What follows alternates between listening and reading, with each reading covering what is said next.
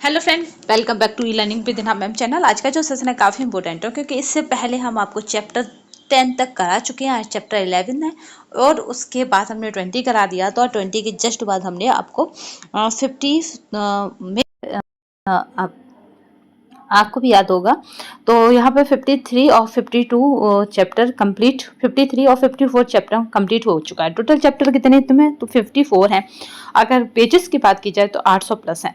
तो चलिए यहाँ पे स्टार्ट करते हैं सेशन को उसी मोटिवेशन कोड के साथ जो आपको ऊर्जा रखेगा तथा औरों से बेटर और अलग करने के लिए प्रेरित करता रहेगा। क्योंकि हारा वही है जो लड़ा नहीं है, आप हार नहीं सकते क्योंकि आपने हार मानी नहीं। तो हंस मुस्कुरा रोना कम कर दे, जिंदा है तो जिंदगी की नाक में दम कर दे। तो चलिए स्टार्ट करते हैं सेशन को।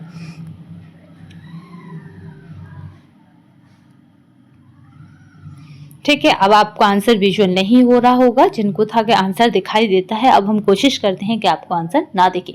इसमें पहला क्वेश्चन कह रहा है कि चुनिंदा पोषकों को शामिल करना जो एक भोजन विशेष में सामान्यतः नहीं पाए जाते डॉट डॉट कहलाते हैं। आपको बताते हैं जितनी भी हमने आपको बुक दिखाई है शॉर्ट वीडियोज में, वो काफ़ी बुक ऑथेंटिक है, यानी यूथ कंपटीशन टाइम की है, पर उन पर कॉपीराइट लगा हुआ है तो हम आपको सीधे सीधे उन्हें फॉरवर्ड नहीं कर सकते। तो उन बुकों के प्रैक्टिस सेट हम जरूर लगाएंगे क्योंकि यूथ का प्रैक्टिस सेट आपका सीधे के सीधे एग्जाम में फंसता है। तो इसलिए यूथ के प्रैक्टिस सेट को हम जरूर लगाएंगे और उसके प्रैक्टिस सेट हमने 4 से 5 डाउनलोड कर लिए हैं। तो काफ़ी इम्पोर्टेंट है वो प्रैक्टिस सेट, और अगर उनको कैसे भी होगा बट हमें लगाने हैं तो लगाना है। यूथ के कंपटीशन जो यूथ के आपके प्रैक्टिस सेट है वो मोस्ट इम्पोर्टेंट होते हैं। चलिए, तो कुछ दिनों में प्रैक्टिस सेट स्टार्ट कर देंगे क्योंकि अब कंफर्म हो चुका है कि एग्जाम आपका होगा और उससे कोई भी अब रोक नहीं सकता। तो 14 और 15 आपके लिए तो ये वो दिन है, या कहें कि वो क्षण है या वो टाइम है जो आपके अंदर जुनून पैदा कर देगा, यानी आपके इतिहास को बदल देगा, यानी आपको बदल देगा, आपकी स्थिति को बदल देगा। देखिए, ये वो तारीख है जहां आप अपने सपने पूरे कर सकते हैं। तो सब कुछ भूल के आप केवल और केवल 14-15 को याद रखिए, तो आपका सब काम आसान हो जाएगा और इजी भी हो जाएगा। तो चलिए शुरू करते हैं सेशन को। चुनिंदा पोषकों को शामिल करना जो एक भोजन विशेष में सामान्यतः नहीं पाए जाते हैं डॉट डॉट कहलाते हैं। तो चुनिंदा पोषकों को हमने शामिल किया है, तो हम इनको क्या कहेंगे? तो इनको बेसिकली जो कहेंगे वो क्या रहेगा इन्हें कहने का? ठीक है, इन्हें कहने का क्या रहता है? तो सुदृढ़ीकरण इनको कहते हैं। चलिए नेक्स्ट देखते हैं। किसी के भोजन में हरी सब्जियां आवश्यक हैं। क्यों आवश्यक हमारे भोजन में हरी सब्जियां? क्योंकि इनमें बहुत सारे विटामिन और खनिज होते हैं, क्योंकि हरी सब्जियों में हमें बहुत सारे विटामिन और खनिज पाए जाते हैं। चलिए नेक्स्ट देखते हैं। कौन सा भोजन सेवा प्रणाली के केंद्रीय इकाई में भोजन उत्पादित करके अन्य छोटी इकाइयों को प्रसंस्कृत या भोजन को भेजती है? तो यहाँ पे जो राइट आंसर होगा 3 का वो हो जाएगा पारंपरिक। ठीक है, अन्य को भी यहाँ पे भोजन भेजते हैं। चलिए नेक्स्ट देखते हैं। खेल कूद, यहाँ पे देखिए, खेल कूद पोषण किसी की डॉट डॉट में सुधार के संबंध में पोषण और भोजन के अध्ययन और अभ्यास है। तो यहाँ पे जो राइट आंसर है वो क्या हो जाएगा? तो वो हो जाएगा यहाँ पे एथलेटिक निष्पादन।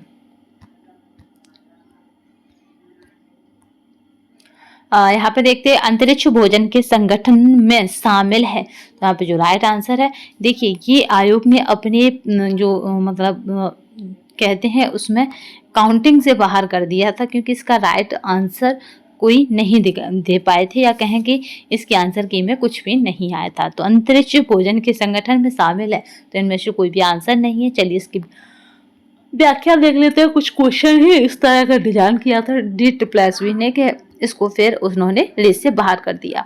आधुनिक अंतरिक्ष यात्रियों के पास चुनने के लिए विभिन्न प्रकार के मुख्य पाठ्यक्रम और कई फलों की सलाद और यहाँ पे स्पेगेटी जैसी वस्तुएं सहित उपलब्ध खाद्य पदार्थों की सूची से व्यक्तिगत मेन्यू का अनुरोध करते हैं। ताज़ा फल सब्जियां जिन्हें कमरे के तापमान पर सुरक्षित रूप से संग्रहित किया जा सकता है, उन्हें अंतरिक्ष उड़ानों पर खाया जाता है। तो ठीक है, कमरे के तापमान पर क्या करते हैं? जैसे सुनीति अबलेम जी रही थी तो उन्होंने कुछ तो खाया होगा, उनके जो पार्टनर रहते हैं उन्होंने कुछ तो खाया होगा ना। तो बस याद रखिएगा कि ये क्या करते हैं। क्वेश्चन की नेचर इस तरह की नहीं होगी जो मैंने अभी आपको कराया था। बस याद रखिएगा ये क्या है। तो सब्जियां जिन्हें कमरे के तापमान पर सुरक्षित रूप से संग्रहित किया जा सकता है, उन्हें अंतरिक्ष उड़ानों पर खाया जाता है। चलिए नेक्स्ट देखते हैं, क्योंकि हम लोग भी तो वहाँ सुरक्षित रहे हैं, यानी उनकी जब सांसें चलती रहीं विलियम जी की, तो यानी इसका मतलब है कि वहाँ पर खाद्य पदार्थ भी सुरक्षित रह सकते हैं। बट एक कंडीशन बनेगी कि वहाँ का जो टेम्परेचर है उनके वो अनुकूल बनाकर। चलिए तो यहाँ पे देख लेते हैं, भोजन को कच्चे रेशे के अनुक्रम में समुचित क्रम है।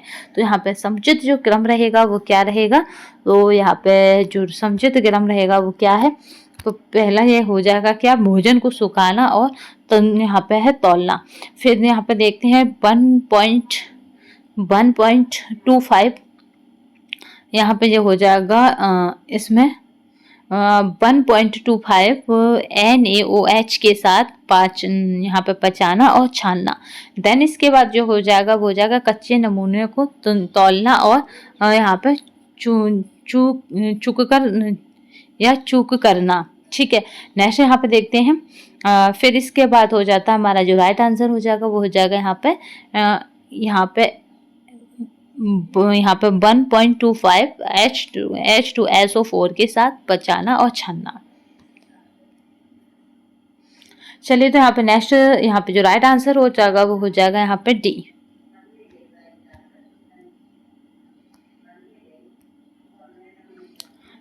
खाद्य नियोजन में आरडीए का पूर्ण रूप क्या है, तो आरडीए का पूर्ण रूप क्या है, तो रिकमेंडेड डाइटरी अलाउंसेस क्या है, आरडीए का पूर्ण रूप है।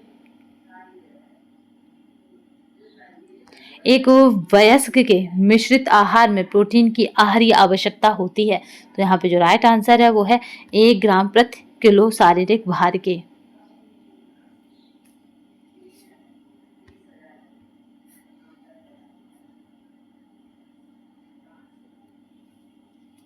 आहार तालिका के लिए आवश्यक है, तो यहाँ पे फूड लिस्ट आहार तालिका के लिए क्या आवश्यक है, तो वो है फूड लिस्ट आवश्यक है। सालेह भोजन कार्यक्रम को बालकों की डॉट आवश्यकता की पूर्ति प्रतिदिन की दैनिक मात्रा के अनुसार करनी चाहिए, तो यहाँ पे जो राइट आंसर है वो हो जाएगा 2/3 मात्रा के अनुसार करनी चाहिए।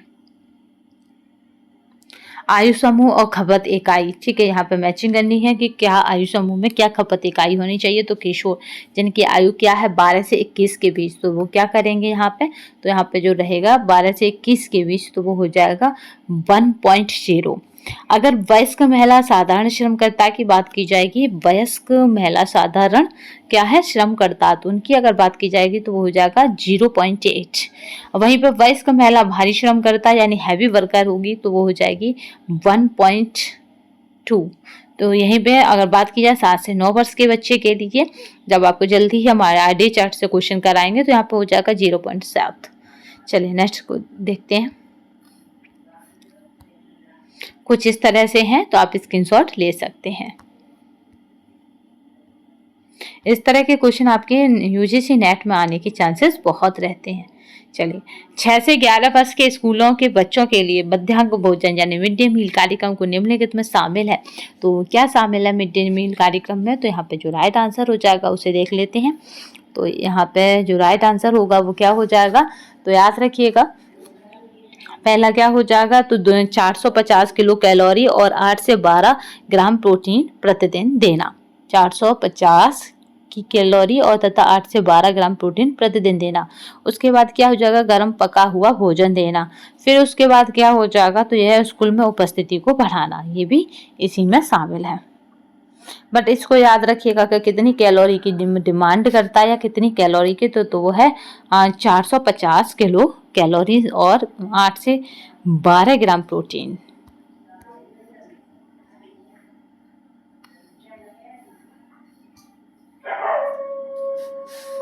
चलिए नेक्स्ट क्वेश्चन देखते हैं। यहाँ पे निम्नलिखित कारक कैंसर होने की संभावना को बढ़ावा देते हैं। ऐसे कौन से कारक हैं जिनसे कैंसर होने की जो संभावना है वो बढ़ जाती है, तो चलिए वो कारण देख लेते हैं। तो यहाँ पे देखते हैं BMI 30, यहाँ पे अगर BMI की बात करें तो BMI 30 किलोमीटर से अधिक होना, और यहाँ पे बात की जाएगी तंबाकू का प्रयोग है।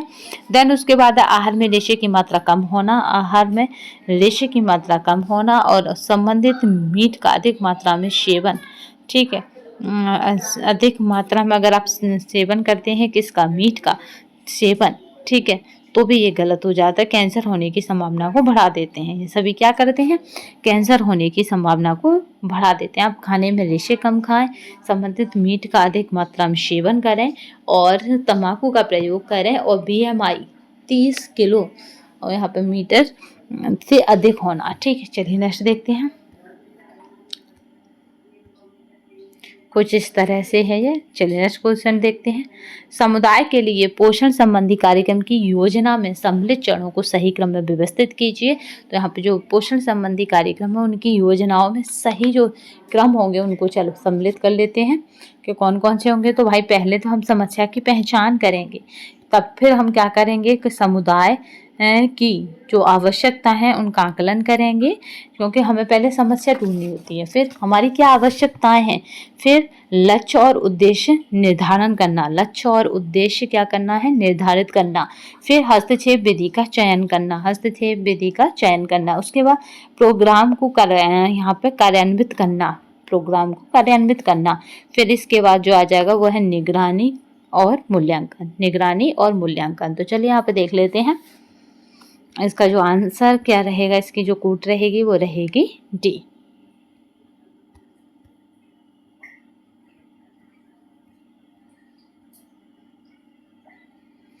चलिए यहाँ पे सूची 1 और सूची 2 को देख लेते हैं और काफ़ी इम्पोर्टेंट है सूची 1 और सूची 2। तो यहाँ पे अगर बात की जाए कितने, तो ये हो जाएगा 0 से 6 माह का शिशु, तो इसका क्या हो जाएगा 0 से 6 माह के शिशु का, तो ये हो जाएगा 25। मध्यम श्रम श्रेणी का वयस्क पुरुष, तो ये कितना हो जाएगा, तो ये हो जाएगा यहाँ पे याद रखिएगा 82। और यहाँ पे 16 से 17 वर्षीय लड़का, तो ये क्या हो जाएगा, तो ये हो जाएगा 75। और यहाँ पे 4 से 6 वर्षीय लड़का, तो यहाँ पे 55, 4 से 6 वर्षीय तो ये 55, और 6 से 12 माह का शिशु तो ये 35। तो इस तरह से ये काफ़ी इम्पोर्टेंट हो जाते हैं। चलिए नेक्स्ट देखते हैं।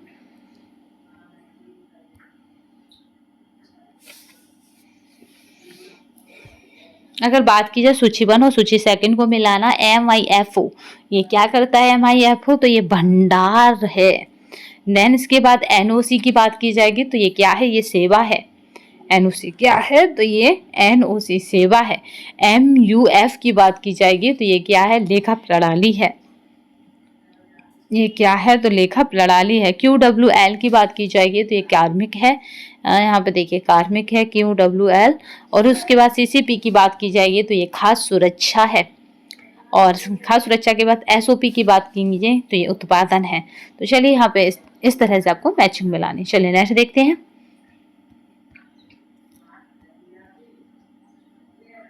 ठीक है, आप इस तरह से इसका स्क्रीनशॉट भी ले सकते हैं। यहाँ पे FIFO भंडार है, NOC सेवा है, MUF लेखा प्रणाली है, QWL कार्मिक है, CCP खाद्य सुरक्षा है, SOP उत्पादन है। तो चलिए नेक्स्ट देखते हैं।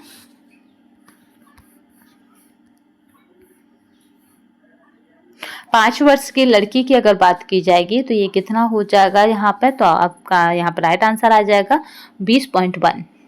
अगर बात की जाए 9 वर्ष के लड़का की, तो ये कितना हो जाएगा, तो ये है 29.5। अगर बात की जाए 16 वर्ष की लड़की की, तो ये कितना हो जाएगा, तो ये 55.5। उसके बाद वयस्क पुरुष यहाँ पे कितना हो जाएगा, तो वयस्क पुरुष 60 हो जाएगा। और यहाँ पर गर्भवती महिला की बात की जाएगी, तो यहाँ 78 हो जाएगा। तो चलिए नेक्स्ट देखते हैं। एक वयस्क व्यक्ति की प्रोटीन की आवश्यकता होती है, तो यहाँ पे जो राइट आंसर है वो क्या हो जाएगा, 1 ग्राम किलो वजन के। आहार चिकित्सा में इनमें से किसकी भूमिका अधिक है, तो आहार चिकित्सा की बात होती है, तो ये है डाइटिशियन की भूमिका अधिक होती है आहार चिकित्सा में। निम्न में से कौन सा कारक आहार नियोजन को प्रभावित करते हैं, तो यहाँ पे जो राइट आंसर है वो हो जाएगा उपरोक्त सभी। ठीक है, आयु, शारीरिक आवश्यकता और व्यवसाय सभी प्रभावित करते हैं। रोगी के लिए आहार आयोजित करते समय निम्न में से किस पर ध्यान दिया जाता है, तो यहाँ पे जो राइट आंसर है वो क्या हो जाएगा, तो इनमें से सभी, यानी आहार की प्रकृति, रोग का कारण जानना और रोगी को भोजन संबंधी आदतें। उच्च प्रोटीन युक्त आहार में प्रतिदिन प्रोटीन देना चाहिए। भाई उच्च प्रोटीन युक्त आहार देना चाहती हैं और कितना देना चाहिए, तो याद रखिएगा 50 से 100 ग्राम तक आपको देना है, तब वो उच्च प्रोटीन युक्त आहार कहा जाएगा। उच्च प्रोटीन युक्त आहार के लिए हमें क्या करना है, दालें तथा सोयाबीन पर ज़्यादा डिपेंड रहना है, तो हमें प्रोटीन मिलती है वनस्पति जगत से। RDI यहाँ पर संसुत आहारीय अंतर्ग्रहण, मैं बता दूं आपको, मैंने RDI चार्ट आपको ग्रुप में भेज दिया है, टेलीग्राम ग्रुप में, तो आप RDI चार्ट को जरूर एक बार रीड करें, फिर जब उसकी क्लासेस होगी तब देखा जाएगा। बट अभी आप क्या कर रहे हैं कि RDI चार्ट को रीड कर, आप ज़्यादा से ज़्यादा टाइम मैं आप लोगों के साथ बिताऊंगी, जिससे कि काम सही टाइम पर हो जाए। ठीक है, तो काफ़ी कम टाइम में मैं आपको देख पाती हूँ, इसके लिए सॉरी। बट RDI चार्ट भी अभी हमें करना है, क्योंकि RDI चार्ट हमें 3 से 5 क्वेश्चन तक भी दे के जा सकता है, कोई उसमें दोहराई नहीं, या कहेंगे कोई भी इस तरह का नहीं बनता कि ना दे के जाए। तो RDI चार्ट काफ़ी इंपॉर्टेंट है, क्योंकि पेपर के नीचे टफ होने के चांसेस बन रहे हैं, तो टफ यहीं से करेगा, RDI से करेगा। एक और पोर्शन है इसका मानव संरचना। देखिए, जब तक हमारा TGT नहीं हो रहा, हम TGT पर फोकस करेंगे, देन उसके बाद मैं PGT पे कर पाऊंगी। तो यहाँ पे मानव संरचना, तो ये मानव संरचना है ना, लग रहा छोटा सा है सिलेबस में, बट जब आप इसको देखेंगे तो इसका भी कंटेंट काफ़ी है। तो अगर टफ करेगा तो यहाँ से करेगा, प्रसार शिक्षा से करेगा, और आपका RDI चार्ट के क्वेश्चनों से करेगा पेपर को। तो इसलिए इन सभी मतलब पहलुओं को भी हमें देखकर चलना होगा।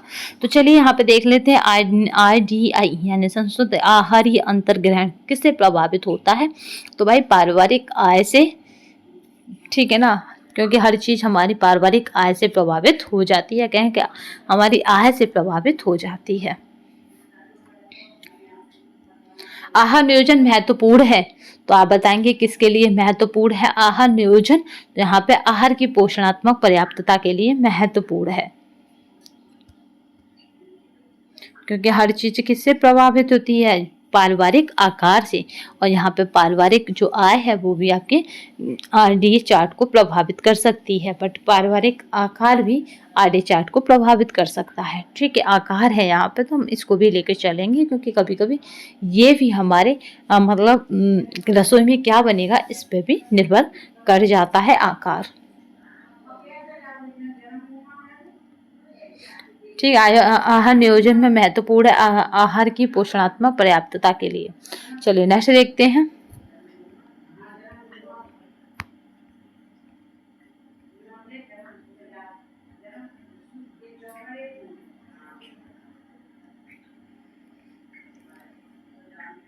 नेक्स्ट देखते हैं, यहाँ पे अगर देखा जाए यहाँ पे सब्सिडाइज्ड प्रोसेसिंग इन खान पान संबंधों में की जाती है। तो यहाँ पे याद रखें कि अगर बात की जाए इसकी सब्सिडाइज्ड प्रोसेसिंग की, तो ये किस में, तो हेयर, यहाँ पे हेयर कैटरिंग में की जाती है। याद रखेंगे, बस इन क्वेश्चनों को आपको अपने प्रैक्टिस में लगा लेना है। तो यहाँ पे एयर कैटरिंग में ये की जाती है। ये कब आया है, तो ये TGT 2021 में आया है। जल्दी ही मैं आपको यूपी के जितने भी TGT में क्वेश्चन आ चुके हैं, TGT का कराऊंगी, PYQ कराऊंगी, ओनली TGT का। ठीक है, PGT एक मंथ बाद है, तो हम PGT का बाद में करेंगे। अब सब कुछ हम TGT का करेंगे, क्योंकि यहाँ पे आपको बता दूं कि TGT में क्या है, इंटरव्यू नहीं है, तो आप एक सीट अपनी पक्की कर लीजिए, क्योंकि इंटरव्यू नहीं है तो किसी प्रकार की धांधली आपके साथ नहीं होगी। गर्भावस्था में कितनी औसत अतिरिक्त कैलोरी की आवश्यकता होती है, तो यहाँ पे जो राइट आंसर है वो क्या हो जाएगा, तो 300 कैलोरी की आवश्यकता होती है। चावल और दालों को अलग खाने की अपेक्षा खिचड़ी जो दाल चावल से ही बनती है उसमें अधिक पौष्टिकता क्यों होती है। तो यहाँ पे जो राइट आंसर है अधिक पौष्टिकता क्यों होती है, तो वो क्या हो जाएगा यहाँ पे, ये हो जाएगा दाल लाइसिन प्रदान करता है जो चावल में कम है, और चावल मिथियोनिन प्रदान करता है जो दाल में कम है। तो यहाँ पे जो राइट आंसर हो जाएगा वो हो जाएगा A और B। डॉट डॉट को खाने के कब्ज नहीं होता, तो यहाँ पे जो राइट आंसर है वो है रेसे या रेफेज को खाने से कब्ज नहीं होता। एक रजोनिवृत्त महिला के लिए कैल्शियम की RDA होती है, तो यहाँ पे जो राइट आंसर है वो क्या हो जाएगा, RDA होती है। तो यहाँ पे जो राइट आंसर है वो हो जाएगा 600 मिलीग्राम दिन में। सहसावस्था में पोषण यानी छोटी सी अवस्था होती है, वो हमारी होती है सहसावस्था। वो ऐसी अवस्था होती है जहाँ पे बच्चे को उसकी माँ के अलावा, या कहें कि वो अपनी माँ के अलावा किसी को नहीं जानता। बट सहसावस्था में पोषण की देखते हैं क्या आवश्यकता है। तो बच्चे के आहार में अन्नपूरक भोजन की शुरुआत किस उम्र में होनी चाहिए? तो वो भाई 6 माह के आसपास होने लगती है। आपने देखा होगा मदर करने लगती हैं, उसको कुछ ना कुछ खिलाने लगती हैं, दलिया, खिचड़ी, चावल, इस तरह के। ठीक है, यानी आपका ठोस नहीं होता तो ये द्रव्य भी नहीं होता। ठीक है ना, सेमी होता है ये, याद रखिएगा। ठीक है, ऊपरी आहार यानी अनुपूरक द्वारा लोहा, लवण, आयोडीन और यहाँ पे आवश्यक विटामिनों की पूर्ति की जाने लगती है। नीचे सूची दी गई है, कौन सा खाद्य पदार्थ ऐसा है जिसका सेवन शिशु को स्तनपान कराने से पहले किया जाए तो यह बच्चे को उत्तेजित करेगा या उसकी नींद में बाधा डालेगा। तो ऐसा क्या खाए कि जिससे क्या हो, उसकी नींद में बाधा आ जाती है? तो वो होता है सोया मिल्क। इसको खाने से उसकी नींद में बाधा आ जाती है। कहाँ का है? झारखंड टीजीटी का है। तेलिया मछली के उस घटक का नाम बताओ जो कि बच्चों में मस्तिष्क के विकास में मदद करता है। तो तेलिया मछली की बात की जाती है तो ये मदद करता है। तो यहाँ पे रखेंगे omega 3 fatty acid. Omega 3 fatty acid ये मदद करता है। ये भी कब पूछा है? तो झारखंड टीजीटी में। एक शिशु को यहाँ पे स्तन मोचन पदार्थ देने की शुरुआत करनी चाहिए तो 6 महीने में, जो अभी हमने ऊपर देखी थी। इसलिए अब आप जान लगा दीजिए, मैं भी आप लोगों के साथ ज़्यादा से ज़्यादा समय बिताऊंगी क्योंकि अब समय नहीं रहा आपके बैठने का। आपको तो बस चौहान बनना है, इस बार उड़ा के रख देना है। ठीक है, विद्यालय बालकों का आहार, जो विद्यालय में बच्चे पढ़ते हैं उनका आहार कैसा होता है? ICMR 2010 के अनुसार 10 से 12 वर्ष की लड़कियों के लिए ऊर्जा के लिए अनुशंसित आहार मात्रा है। तो यहाँ पे जो राइट आंसर है वो हो जाती है, यहाँ पे याद रखिएगा वो कितनी है? तो यहाँ पे है 2010। ठीक है, इस तरह से याद रखेंगे 2010 किलो कैलोरी प्रतिदिन, या फिर 20-10, जैसे भी याद रखें, इतनी आवश्यक है। किसके लिए? तो 10 से 12 वर्ष की लड़की के लिए।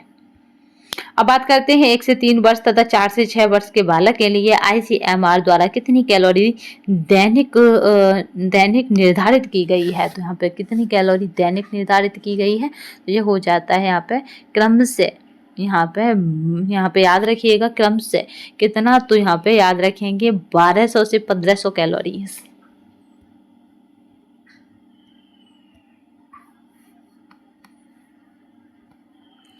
यहाँ पे है बालोपहार योजना, बाल विकास फंड योजना किस बैंक या संस्थानों के अंतर्गत कार्य कर रही है? तो यहाँ पे जो राइट आंसर होगा किस बैंक या संस्थान के अंतर्गत काम कर रही है, तो आप बताएंगे जीवन बीमा निगम तथा भारतीय यूनिट ट्रस्ट के अंतर्गत ये काम कर रही है। नेक्स्ट देखते हैं, 16 से 18 वर्ष की किशोर अवस्था की लड़कियों के लिए प्रोटीन की संशुद्ध दैनिक हिस्सा होता है ग्राम दिन में। तो याद रखिएगा प्रतिदिन ग्राम में कितना है? तो यहाँ पर रहता है कितना? तो 50 प्रोटीन का। क्योंकि प्रोटीन क्या करती है, याद रखिए ये कब का आया है? तो ये टीजीटी 2005 में आया है।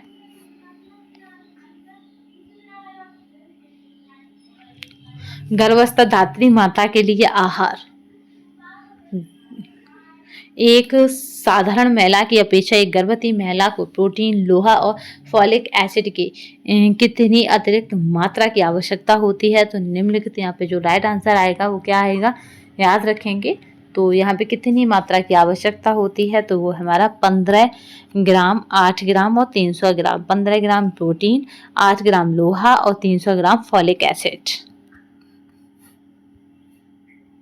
गर्भवती महिला के लिए ऊर्जा और प्रोटीन की अतिरिक्त आवश्यकता क्या है? तो यहाँ पे जो राइट आंसर होगा वो क्या हो जाएगा? तो हो जाएगा 300 कैलोरी और 15 ग्राम। वह ऊर्जा कितनी चाहिए? 300 कैलोरी। प्रोटीन कितनी चाहिए? 15 ग्राम।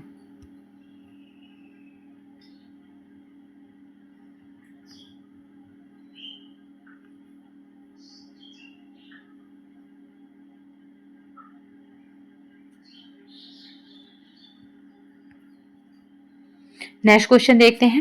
यहाँ पे एक धात्री माता 0 से 6 माह के लिए एक वयस्क स्त्री की तुलना में जो न गर्भवती है न ही शिशु को दूध पिला रही है, निम्नलिखित पौष्टिक तत्वों की प्रस्तावित मात्रा बढ़ जाती है। तो किसकी बढ़ जाती है? यहाँ पे जो राइट आंसर होगा उसे देख लेते हैं क्या रहेगा।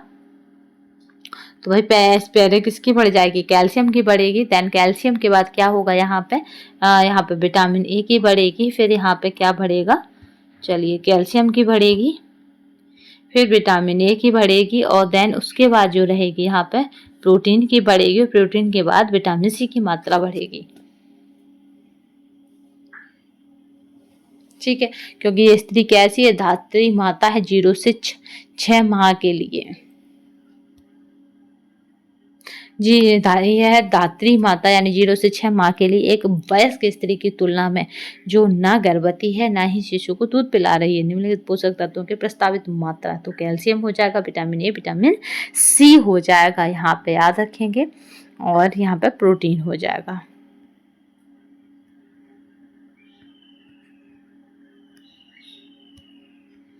नेक्स्ट क्वेश्चन देखते हैं।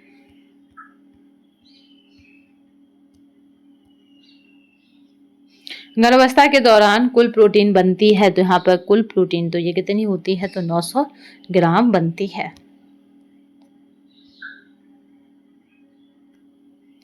प्रजनन एवं दुग्ध श्रावण हेतु कौन सा खनिज आवश्यक है? तो यहाँ पे कौन सा खनिज आवश्यक तो हो जाएगा? तो वो हो जाएगा हमारा कैल्शियम।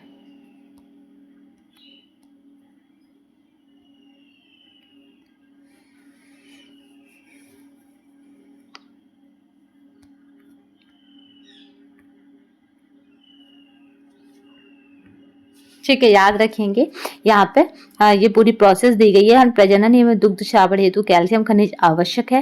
भ्रूण के विकास के समय ही हड्डी का निर्माण आरंभ होता है।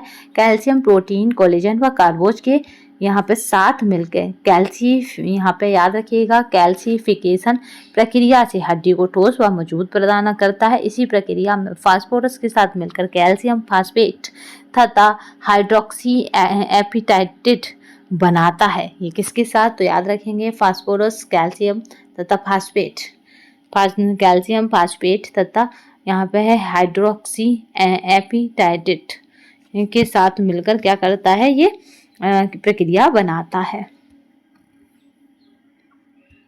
उस मछली का नाम बताइए जिसे गर्भावस्था के दौरान खाने से बीमारियों से पूरी तरह बचा जाना चाहिए। तो वो मछली कौन सी हो जाएगी? तो वो यहाँ पे याद रखेंगे कि बीमारियों से पूरी तरह बचा जाना चाहिए। तो वो कौन सी मछली हो जाएगी? तो वो हो जाएगी फ्रेश ट्यूना। वो क्या हो जाएगी? तो फ्रेश ट्यूना हो जाएगी। सामान्य गर्भावस्था के दौरान निम्न में से कौन से फल के सेवन से बचा जाना चाहिए? तो कौन से फल के सेवन से गर्भावस्था के दौरान? तो पपीता कैसे? पपीता पेट साफ करता है, याद रखिएगा, तो इससे बचा जाना चाहिए। चलिए नेक्स्ट क्वेश्चन देखते हैं। 2010 आरडीए के अनुसार गर्भवती महिला के लिए ऊर्जा की और प्रोटीन की आवश्यकता, तो भाई गर्भवती है तो ऊर्जा की भी आवश्यकता बढ़ जाती है, देन प्रोटीन की भी। तो यहाँ पे जो राइट आंसर रहेगा 45 का, वो क्या रहेगा यहाँ पे? तो याद रखेंगे 350 किलो कैलोरी और 23 ग्राम प्रोटीन की आवश्यकता रहती है।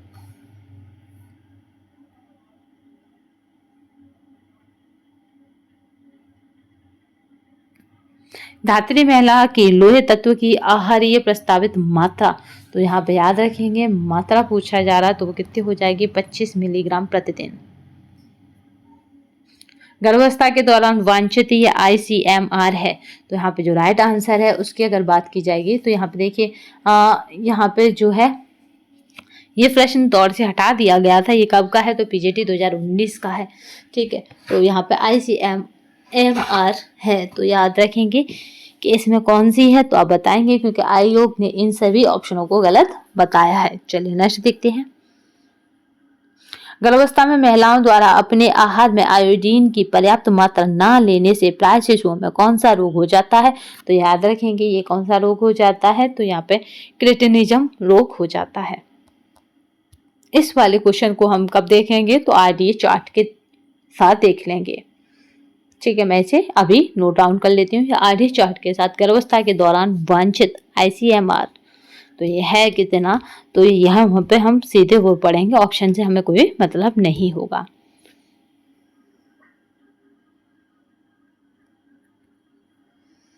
वैसे तो जब एक बार विवादित क्वेश्चन होता है तो वो दोबारा इस तरह का रिपीट नहीं होता।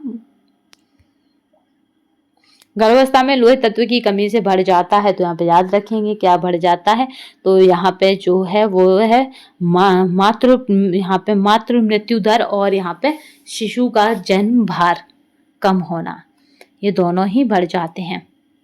अगर लोहे की कमी हो गई तो ब्लड कम हो जाएगा, ब्लड कम हो जाएगा तो याद रखेंगे मात्र मृत्यु दर भी, माता की मृत्यु भी हो सकती है क्योंकि खून नहीं रहा बॉडी में, और शिशु का भी जन्म भार कम होना हो सकता है, यानी बच्चे में भी वो वजन कम आ सकता है।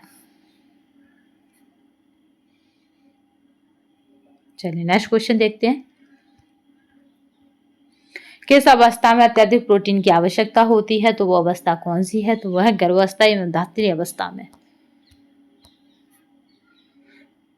गर्भावस्था में लोहे की प्रतिदिन की अनुशंसित मात्रा है, तो यहाँ पे जो राइट आंसर है वो हो जाती है, यहाँ पे याद रखेंगे 40 मिलीग्राम।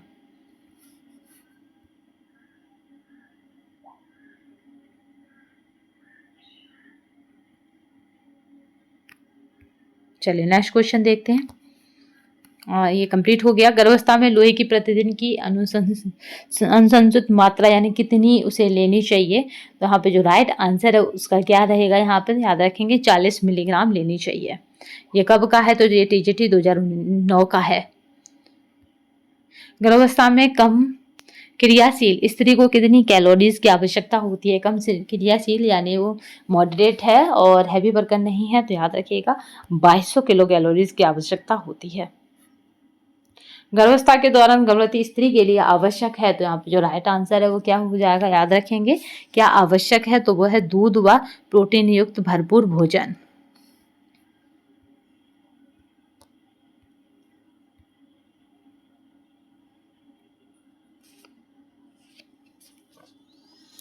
चलिए नेक्स्ट देखते हैं। वह धात्री स्त्री जिसका शिशु 8 माह का है के लिए अतिरिक्त ऊर्जा की आवश्यकता होती है, तो यहाँ पे जो राइट आंसर है वो हो जाएगी +400। गर्भवती महिला के लिए संशुद्ध कैलोरी है, तो यहाँ पे जो राइट आंसर है वो क्या हो जाएगा, +300 किलो कैलोरीज।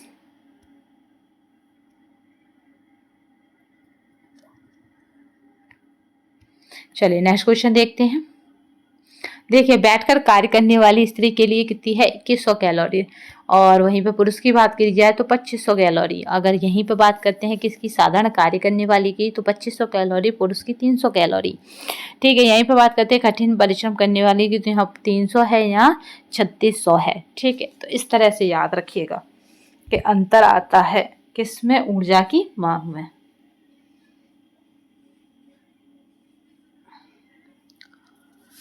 चलिए नेक्स्ट क्वेश्चन देखते हैं। एक गर्भवती स्त्री को अतिरिक्त लोहे की आवश्यकता होती है, तो यहाँ पे जो राइट आंसर है वो क्या है, 20 मिलियन होती है या 20 मिलीग्राम होती है।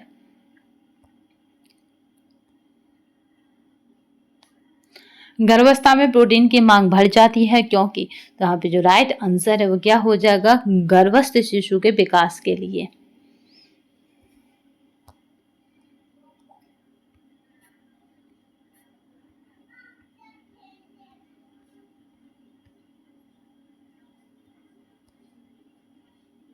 गर्भावस्था के दौरान भोजन का अतिरिक्त हिस्सा होता है, तो यहाँ पे जो राइट आंसर है वो क्या हो जाएगा, तो हो जाएगा 75 ग्राम।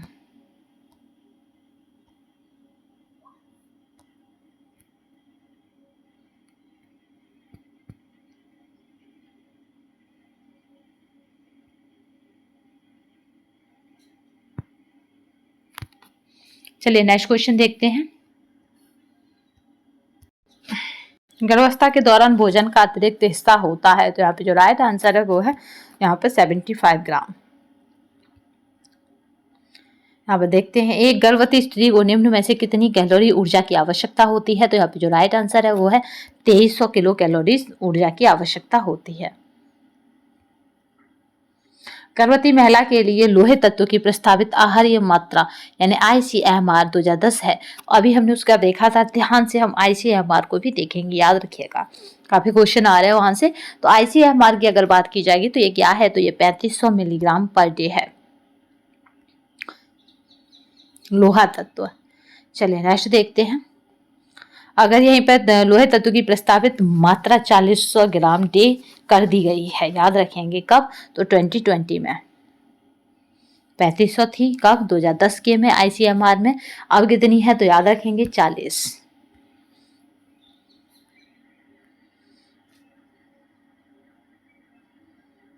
ठीक है, वो रेस से मतलब वो क्वेश्चन को हटा दिया गया था, इस वजह से वहां पे उसका व्याख्या में या डिस्क्रिप्शन में कुछ है नहीं। वृद्धावस्था में पोषण, तो वृद्धावस्था में पोषण को देख लेते हैं भाई। वृद्धावस्था भी अपने आप में सबसे अनोखी अवस्था है। वृद्धावस्था में कैल्शियम की कमी से निम्न में से कौन सी बीमारी उत्पन्न होती है, तो वो यहाँ पे हो जाएगी ऑस्टियोपेरोसिस।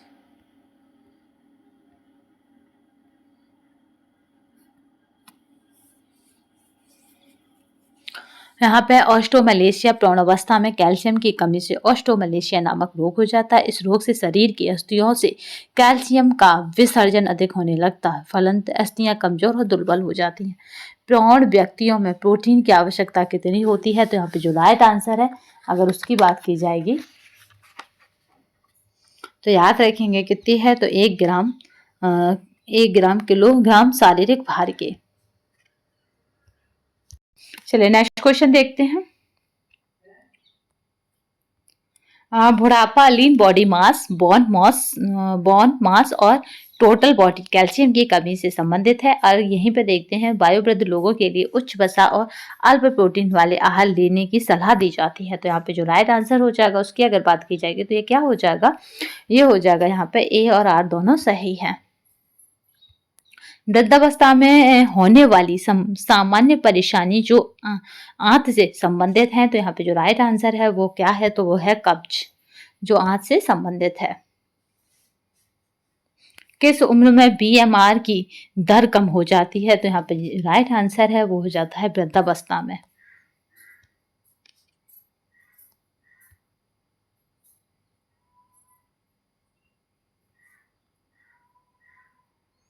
अगर मेन्यू की बात की जाए तो चलिए मेन्यू पर क्वेश्चन देख लेते हैं।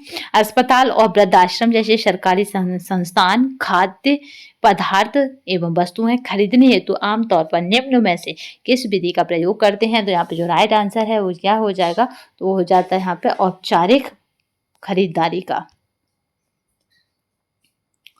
कैटरिंग इकाई को सेवा विधि के सही प्रकार के साथ सुमेलित कीजिए। तो यहाँ पे जो कैटरिंग इकाई है उन्हें देख लेते हैं और कुछ इस तरह से हैं ये। तो यहाँ पे बात करते हैं कैफेटेरिया की। तो कैफेटेरिया की अगर बात की जाएगी तो ये क्या हो जाएगा, यहाँ पे स्क्रेवल हो जाएगा।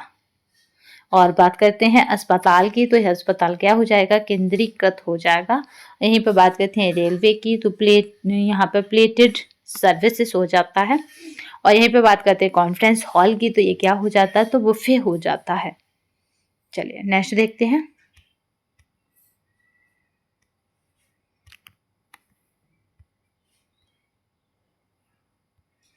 ठीक है, कॉन्फ्रेंस हॉल में हम कैसे बुफे सर्विस देकर सब कुछ दे सकते हैं। अगर यहीं पे बात की जाए खाद्य सेवा के बड़े संस्थान औपचारिक प्रतिस्पर्धात्मक विड वाइंग का उपयोग करते हैं, जहां क्रेता थोक बाजार में जाकर कीमत की बोली लगाता है। तो यहीं पे जो राइट आंसर हो जाएगा वो क्या हो जाएगा, ए सत्य है बट आर असत्य है, क्योंकि क्रेता क्या करता है, बाजार में किसी भी तरह की बोली नहीं लगाता।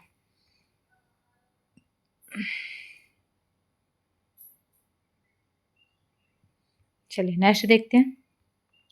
कौन सी खाद्य पदार्थों की सेवा व्यवस्था केंद्रीय इकाई में खाद्य पदार्थों का उत्पादन करती है और अन्य छोटी इकाइयों को यहाँ पर संसाधित खाद्य पदार्थ वितरित करती है। तो यहाँ पे जो राइट आंसर हो जाएगा उसकी अगर बात की जाए तो ये क्या हो जाएगा, वितरित करती है। तो यहाँ पे हो जाएगा, यहाँ पे याद रखेंगे केमिसरी हो जाएगा या कमीसरी हो जाएगा। चलिए नेक्स्ट देखते हैं। शीघ्र सेवा, यहाँ पे सेवा रेस्तरां अपने मेन्यू की पौष्टिकता इस प्रकार बताते हैं। तो यहाँ पे जो राइट आंसर है वो हो जाएगा किससे, तो वेबसाइट से बताते हैं।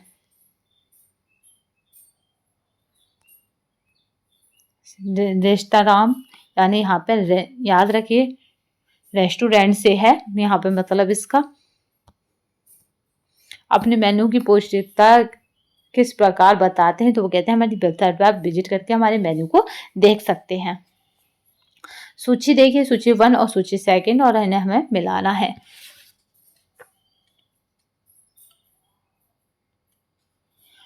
ठीक है, रेस्टोरेंट में किस तरह का चलेगा, तो यहाँ पे जो रहेगा रेस्टोरेंट का, वो टेबल सेवा देते हैं रेस्टोरेंट वाले। फिर उसके बाद हवाई अड्डों पे यानी यहाँ पे ठीक है, हवाई अड्डों पे आपको कैसा मिलेगा तो याद रखेंगे। हवाई अड्डों पे वेंडिंग वाली होती है सुविधाएं। और उसके बाद है मॉल्स पर, तो मॉल्स पर कितनी मॉल्स पर होती हैं, फूड कोर्ट होते हैं मॉल्स पर और मॉल पे। और अस्पतालों में किस तरह की सर्विस होती है, तो यहाँ पे अस्पतालों की बात की जाएगी तो ये यहाँ पे विकेंद्रीकृत होती है। अस्पतालों में विकेंद्रीकृत, डिसेंट्रलाइज्ड। ठीक है, उसके बाद देखते हैं यहाँ पे कैफेटेरिया। तो कैफेटेरिया जो होते हैं वो जो ट्रे सेवा होती है उससे पूरे होते हैं कैफे में। याद रखेंगे। रेलगाड़ी में किस तरह की, तो प्लेट सेवा आपने देखा होगा, प्लेट सेवा है रेलगाड़ी में मिलती है। कहते हैं ना 50 की प्लेट है, 25 की प्लेट है, कैसा लेंगे बहन जी। ठीक है, इस तरह के। चलिए नेक्स्ट देखते हैं। ये सभी आपके किससे, तो ये सभी आपके मेन्यू से जुड़े हुए क्वेश्चन आए हैं।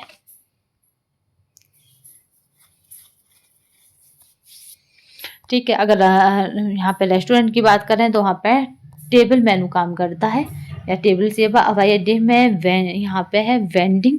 और यहाँ पे मॉल्स में बात करें तो फूड कोर्ट बात करता है। अस्पताल में बात करें तो यहाँ पे विकेंद्रीकृत या फिर कहें डिसेंट्रलाइज्ड है। और यहाँ पे बात करते हैं कैफेटेरिया की, तो यहाँ पे ट्रे सेवा है, ट्रे सेवा। और रेलगाड़ी की क्या है, प्लेट सेवा है।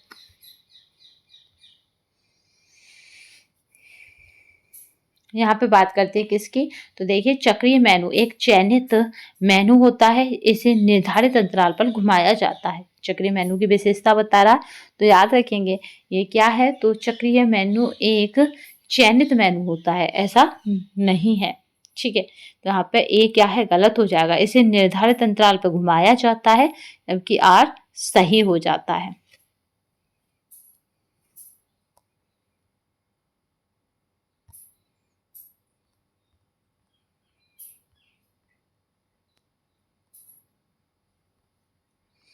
यहाँ पे देखिए, एक रेस्टोरेंट में खाद्य मूल्य में बढ़त निम्न के कारण हो सकती है, तो यहाँ पे जो राइट आंसर है अगर उसकी बात की जाएगी तो क्या क्या हो जाएगा, बढ़त किसके कारण हो सकती है।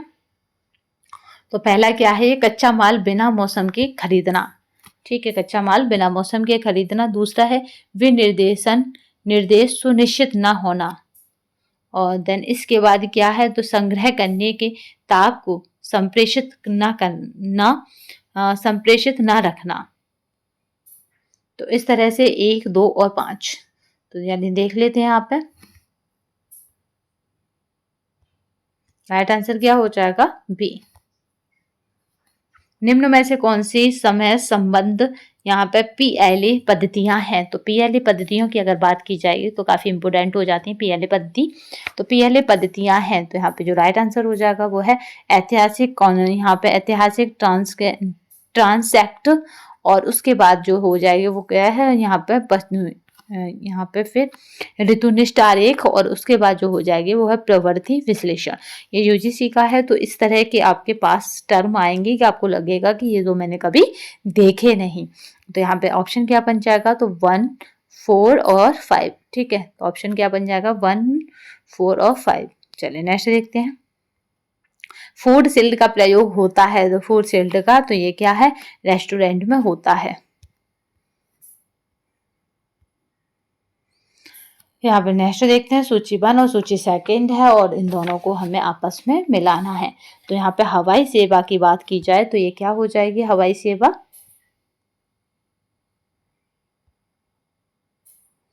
चलिए कहीं सेट नहीं हो रहा। हवाई सेवा की बात की जाए तो डिसेंट्रलाइज्ड होती है। छात्रावास की बात की जाएगी तो यहाँ पर पोर्टेबल होता है। और अस्पताल की बात की जाती है तो बेटर होता है। और अस्पताल के बाद बात की जाती है यहाँ पे कैफेटेरिया की, तो कैफेटेरिया क्या हो जाता है, तो यहाँ पे स्कॉर्वल होता है। और कैफेटेरिया के बाद है फास्ट फूड यूनिट की, तो ये क्या हो जाता है, तो काउंटर होता है।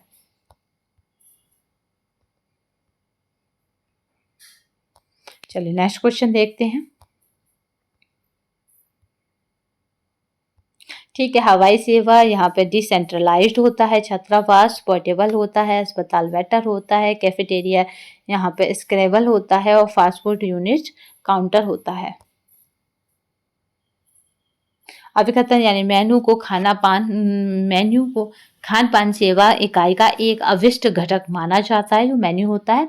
दूसरा क्या कह रहा है कि इसमें प्रणालीबद्ध योजनाएं क्रियाओं की आवश्यकता होती है जिनमें भोजन का यहाँ पर सशक्त मूल्य शामिल होता है। तो यहाँ पे जो राइट आंसर है वो क्या हो जाएगा, तो यहाँ पे ए और आर दोनों सही हैं।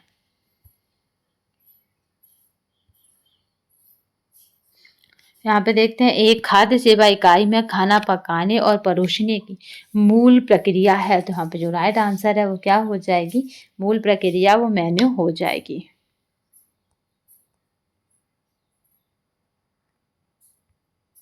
ठीक है, एला कार्ट मेनू यह एक प्रकार का मेन्यू है जिसमें खाद्य पदार्थों का मूल्य उसमें अंकित रहता है। यहाँ पे बात करते हैं कॉम्बिनेशन मेनू, यह किसी दिन के लिए यहाँ पे एला कार्ट मेनू या टेबल हॉट मेन्यू होता है। अगर बात की जाए यहाँ पे साइकिलिक मेनू की, तो ये अस्पताल, होटल, घर, अन्य संस्थानों में इस प्रकार के मेनू में 5 दिन भोजन सामग्री तय की गई स्थिति पर बदल बदल कर बनाई जाती है। यहाँ पे टेबल डी हॉट, इसमें खाद्य सामग्री थाली में परोसी जाती है। उपयुक्त संयुक्त रूप से सभी पदार्थों का दाम अंकित होता है, ये होता है टेबल डी हॉट।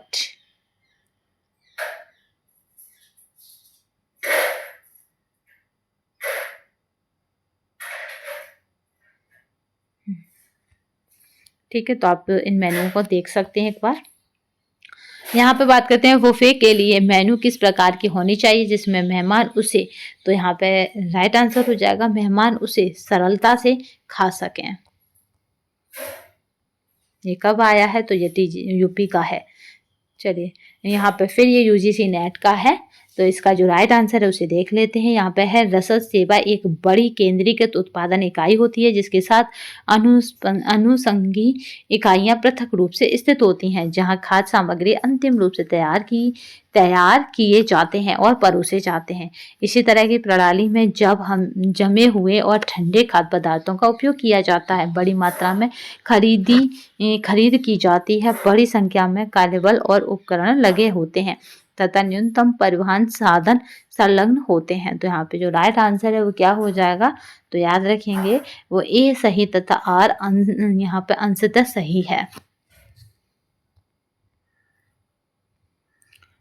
भोजन की योजना के चरणों को सही क्रम में लगाइए, तो यहाँ पे जो राइट आंसर है वो क्या हो जाएगा, तो यहाँ पे सही क्रम पूछ रहा है। राइट आंसर क्या हो जाएगा, भोजन की योजना का सही क्रम, तो एक व्यक्तिगत विशेषताओं के अनुसार आरडीए का निर्धारण, देन उसके बाद क्या हो जाएगा, यहाँ पे संपूर्ण खाद्य विनियोग का निश्चित करें और उन्हें दिन भर खाए जाने वाले भोजन में वितरित करें।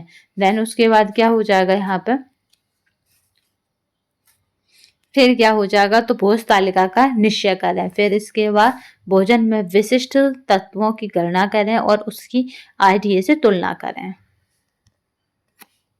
तो यहाँ पे याद रखेंगे क्या हो जाएगा, 1 4 फिर 2 3। चल नेक्स्ट देखते हैं। एक खाद्य सेवा प्रतिष्ठान में आपूर्तियों को प्राप्त करने की प्रक्रिया में शामिल चरणों का सही क्रम लगाइए। तो यहाँ पे सही क्रम को अगर देखा जाए तो क्या हो जाएगा, शामिल चरणों का, चलिए यहाँ पे इसको यहाँ नहीं देख पाएंगे, इधर ही देखते हैं इसको। यूजीसी के काफ़ी बड़े क्वेश्चन हो जाते हैं, तो यहाँ देखते हैं। दिए गए आदेश की प्रतिलिपि के साथ यहाँ पे सुपुर्दगी विवरण की जांच की जाती है और यहाँ पे सुपुर्दगी वितरण और इस तरह का है, तो ये यूजीसी के लिए रिलेटेड है। और ये कब आया है यूजीसी में, तो 2015 में आया है। यहाँ पे जो ऑप्शन के अकॉर्डिंग आंसर बनेगा यहाँ पे बी। ठीक है, प्राप्त करने वाले अधिकारी, आपूर्तिकर्ता, इस तरह से इन्हें क्रम में लगाना। यूजीसी बड़ी भयंकर मतलब ऑप्शन लगती है, अगर आप प्रैक्टिस नहीं होती है तो वहाँ पे फिर आंसर को बताना मुश्किल हो जाता है। चलिए नेक्स्ट क्वेश्चन को देखते हैं। खाद्य सेवा संस्थान में उपकरण खरीदते समय उठाए जाने वाले कदमों को सही क्रम में लगाइए। देखिए यूजीसी के क्वेश्चन है और यूजीसी का अभी हम चलिए देख लेते हैं, बट यहाँ पे क्या है, ये सही क्रम में लगाने हमें, और सही क्रम क्या है इनका एक बार देख लेते हैं। आवश्यकता आकलन करना, तो आवश्यकता का सबसे पहले हम आकलन करेंगे। खरीदने वाले उपकरणों की क्या करने हैं, सूची के बारे में निर्णय लेंगे। फिर इसके बाद हम क्या करेंगे, विभिन्न स्रोतों से इन उपकरणों का क्या करेंगे, इवैल्यूएशन मूल्यांकन प्राप्त करके व्यय का आकलन करना है। फिर इसके बाद इन उपकरणों को खरीदने के लिए गाइडलाइन वितरण सुनिश्चित करना है। तो यहाँ पे ये राइट आंसर है। चलिए नेक्स्ट और देखते हैं, क्योंकि श्रृंखला काफ़ी लंबी जा रही है। अगर यूजीसी के और क्वेश्चन आए तो ये और लंबी चली जाएगी श्रृंखला। तो चलिए ये यूजीसी के क्वेश्चन है, ये यूजीसी के क्वेश्चन है। यूजीसी के क्वेश्चनों को भी थोड़ा हम हटाते जा रहे हैं, क्योंकि यूजीसी के क्वेश्चन जो लग रहा है आ सकते हैं, जैसे इसकी आ सकता है, निम्नलिखित में से कौन सी एला कार्ट मेनू की विशेषता नहीं है। विशेषता नहीं पूछ रहा है तो ये छोटा हो जाता है। तो याद रखिएगा, इसमें रुचि अनुसार मेन्यू है, प्रत्येक व्यंजन का अलग मूल्य होता है इसमें एला कार्ट में, और ग्राहक ऑर्डर किए गए व्यंजनों का भी मूल्य अंकित होता है, इसलिए इसको अच्छा माना जाता है एला कार्ट को, क्योंकि सामने प्रोडक्ट और प्रोडक्ट की मूल्य लिखी होती है। तो इसमें ये नहीं होता कि खाद्य पदार्थ पूर्ण रूप से तैयार होता है जो तुरंत प्रस्तुत किया जा सकता है, नहीं, ऐसा नहीं होता एला कार्ट में। आप अपनी चॉइस बताएंगे, फिर थोड़ा सा वेट करेंगे। चलिए ये आ सकता है यूजीसी का, तो ये हमने कर लिया, क्योंकि टाइम टेकिंग बहुत लंबी जा रही है श्रृंखला। चलिए नेक्स्ट देखते हैं, वेंट, गोल, सीधा और डाई। तो ये भी कहाँ है, यूजीसी का क्वेश्चन है ये, बट इसको हम यहाँ देख लेते हैं। वेंट चाकू जहाँ अधिक यथार्थता की आवश्यकता होती है, यहाँ पे धारता चाहिए थी, यथार्थता, ठीक है। गोल चाकू सीधी रेखाएं काटने में उपयुक्त है, सीधा चाकू कटे हुए वक्र काटने में उपयुक्त है, और यहाँ पे डाई की बात करें तो छोटे खंड काटने में उपयुक्त है। एक परंपरागत खाद्य सेवा प्रणाली खाद्य के ग्राहक यहाँ पे प्रवाह के कदमों को सही क्रम में लगाइए। तो हम यूजीसी के जो क्वेश्चन है उन्हें अभी छोड़ते जा रहे हैं, क्योंकि टाइम टेकिंग बहुत हो रहा है। सही क्रम क्या हो जाएंगे, तो यहाँ पे देखिए खाद्य, यहाँ पे एक परंपरागत खाद्य सेवा प्रणाली, तो ये क्या हो जाएगा, प्राप्त करना, भंडारण करना, उत्पादन करना, नियंत्रण यानी हैंडलिंग, और यहाँ पे सर्विसेज यानी वितरण करना। ये क्या है, तो ये एक परंपरागत खाद्य सेवा प्रणाली के लिए खाद्यों के प्रवाह के कदमों का सही चरण है या सही स्टेप है। व्यंजन सूची का उपयोग कहाँ होता है, तो यहाँ पे जो राइट आंसर है वो है महाविद्यालय छात्रों में।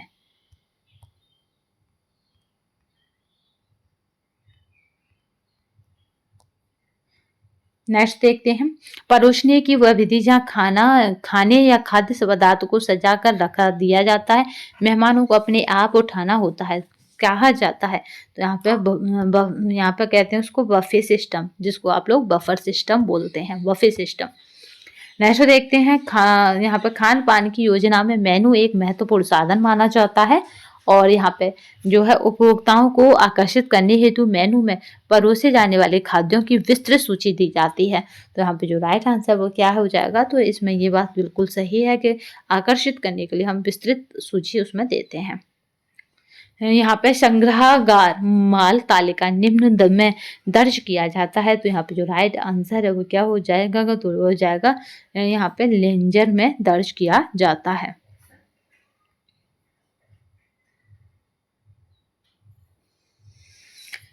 यहाँ पे बात करते हैं साइक्लिक मेन्यू की, एला कार्ट की, टेबल डी यहाँ पे होटल मेन्यू की, और यहाँ पे ड्यूजुअर मेन्यू की। तो यहाँ पे इस तरह से अगर हम देखें तो हमारा जो राइट आंसर बनेगा वो क्या बनेगा, साइकिल मेन्यू ये निश्चित अंतराल पर बारी बारी आने वाला मेन्यू है। चलिए फिर देखते हैं, ये एला कार्ट मेन्यू या पकवानों का चयन है, और टेबल डी होटल मेन्यू नियमित मेन्यू है, और यहाँ पे ड्यूजुअर मेन्यू आज का मेन्यू है। आहार भंडार की संपत्ति सूची का अभिलेख किसमें रखा जाता है, तो यह है यहाँ पे भंडार पंजी में। चक्रीय मेनू में समाविष्ट रहता है, तो यहाँ पे चक्रीय मेनू की बात हो रही है, उसमें क्या समाविष्ट रहता है, तो याद रखेंगे चक्रीय मेनू में। तो यहाँ पे याद रखेंगे एक हो जाएगा निश्चित अंतराल पर मेनू का घूर्णन। दूसरा हो जाता है यहाँ पे 7 दिवसीय मेनू, और यहाँ पे फिर हो जाता है निर्धारित मेनू। तो ये सभी चक्रीय मेनू के में समाविष्ट रहते हैं। चलिए नेक्स्ट देखते हैं।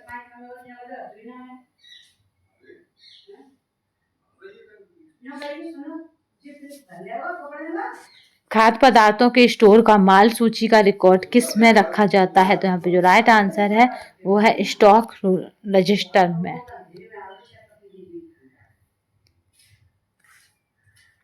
भोजन सेवा इकाइयों की भौतिक सुविधा की योजना में लिए जाने वाले कदमों को सही क्रम में लिखिए। तो यहाँ पे जो राइट आंसर है वो क्या हो जाता है? तो यहाँ पे जो राइट आंसर है वो हो जाएगा, चलिए यहाँ पे देख लेते हैं सही क्रमों में। तो वो हो जाता है यहाँ पे डी यानी प्रोस्पेक्ट्स, और उसके बाद योजना टीम के बाद होता है आपका एफ बजट के बाद मेनू विश्लेषण, सी हो जाता है आपका यहाँ पे वस्तु शिल्पीय विशेषता, और ई हो जाता है यहाँ पे साध्यता अध्ययन।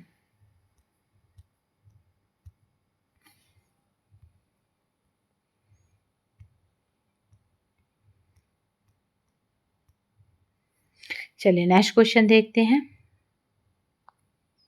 संपूर्ण प्रतिष्ठान का केंद्र मेनू यानी व्यंजन सूची होता है, जिस पर समस्त गतिविधियां केंद्रित होती हैं। वहीं पर मेनू की सामग्रियों की खरीद, उपकरणों का उपयोग, भोजन की प्रचलित प्रवृत्तियां और नेतृत्व की शैली तथा कर्मचारियों के मुआवजों को निर्धारित करता है। तो यहाँ पे पूछा जा रहा है कौन सा इसमें सही है, तो आप बताएंगे ए सही है, लेकिन आर आंशिक सही है। भोजन परोसने की इकाइयों के क्रम की प्रक्रिया का सही अनुक्रम बताइए। तो यहाँ पे जो राइट आंसर हो जाएगा अनुक्रम बताइए, तो वो क्या हो जाएगा? वो हो जाएगा आवश्यकता की पहचान करना, विशिष्ट यहाँ पे वितरण लिखना, फिर उसके बाद स्रोत का चुनाव करना, और स्रोत के चुनाव के बाद बाजार में कीमत का पता लगाना, और बाजार में कीमत के बाद ऑर्डर देना, ऑर्डर देने के बाद है बीजक जांचना, और बीजक के बाद आपका क्या हो जाएगा यहाँ पे अभिलेख अनुरक्षण करना। तो यहाँ पे चलिए नेक्स्ट देखते हैं। खाद्य के मूल्यों का हिसाब करने के लिए निम्नलिखित अभिलेखों का अनुरक्षण करना होता है। तो यहाँ पे कौन कौन से अभिलेख हैं जिनका हमें क्या करना है? अनुरक्षण करना है। तो चलिए यहाँ पे देख लेते हैं। पहला है रोकड़ रसीद, दूसरा क्या करना है फिर उसका नाशवान बीचक, और देन इसके बाद है मानकीकृत व्यंजन, और मानकीकृत व्यंजन के बाद है भंडार से देना। तो चलिए यहाँ पे जो ऑप्शन बनेगा उसे देख लेते हैं। तो वो बनेगा यहाँ पे बी।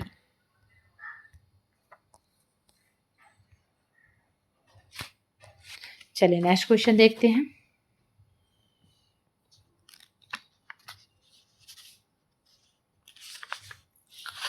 क्योंकि ये काफ़ी लंबी श्रृंखला है। चलिए नेक्स्ट क्वेश्चन देखते हैं। यहाँ पे परचेज ऑर्डर प्रदायक को देने वाली रसीद सूची होती है। देन इसके बाद क्या है यहाँ पे फिर देखते हैं वो क्या हो जाएगा। तो ये क्या है? यह भोजन परोसने इकाई को प्रारूप वितरण पत्र पर आधारित होती है। तो यहाँ पे जो राइट आंसर बनेगा वो क्या बचेगा? तो यहाँ पे ए सही है, किंतु आर गलत हो जाएगा।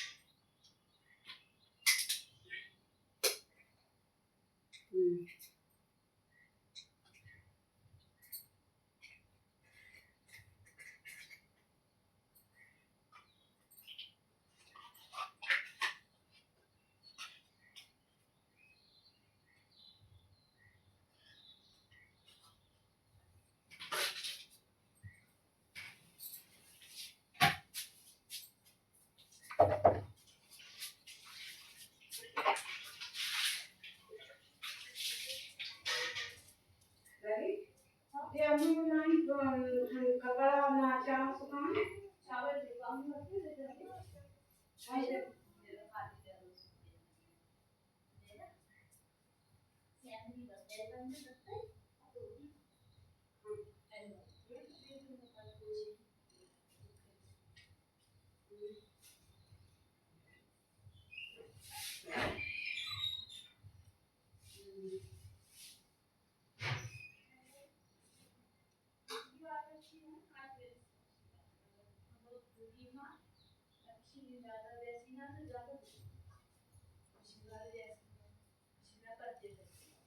हाँ और जल्दी तो नहीं तो ठीक है स्वतः का ना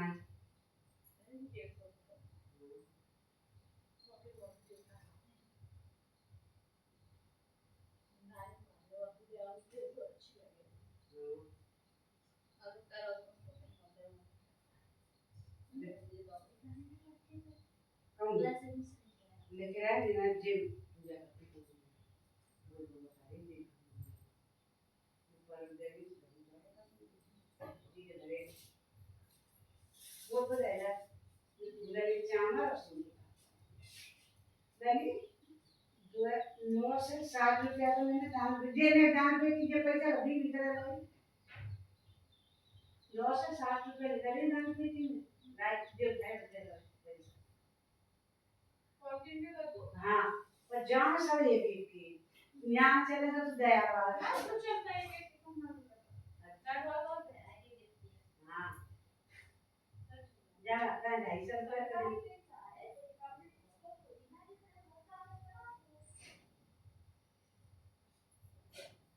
ये शाम खाना लाते हैं ना जी वैसी चीजें लाते से ले आ गई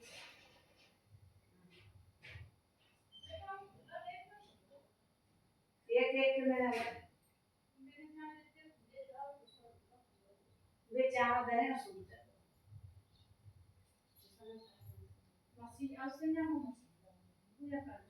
ना सवेरे में ना रात ही लगे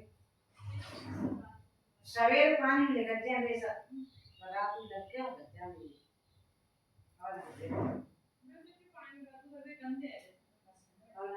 चावल दे देना गेम कर अच्छे समय हो तो सही दे अब एक चना में लावे डाल दूं ने कोमल ने दूं सूली अवे सूली भूली के रख दूं सवेरे का करते गेम करते पिटर के मैं चावल में तो देख नहीं पाए तो ना लगी सवेरे का करते निकाल के कर करेंगे आप हां तो बात पहले दिन को दिखाना और शेष को भी तो बात सच्ची दे दे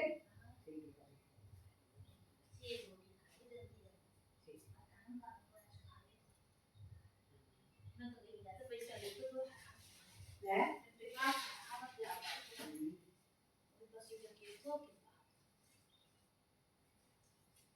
बाबू 6,000 असो तो 50 रुपया रोज खाई जातो और यार खाई नहीं कर दे चलो ना मांगो तो और ना भले ते वाले तो रोटी मांगे मांगे खाते थे तो ऐसे रोल बनाएंगे तो कर सकते हैं।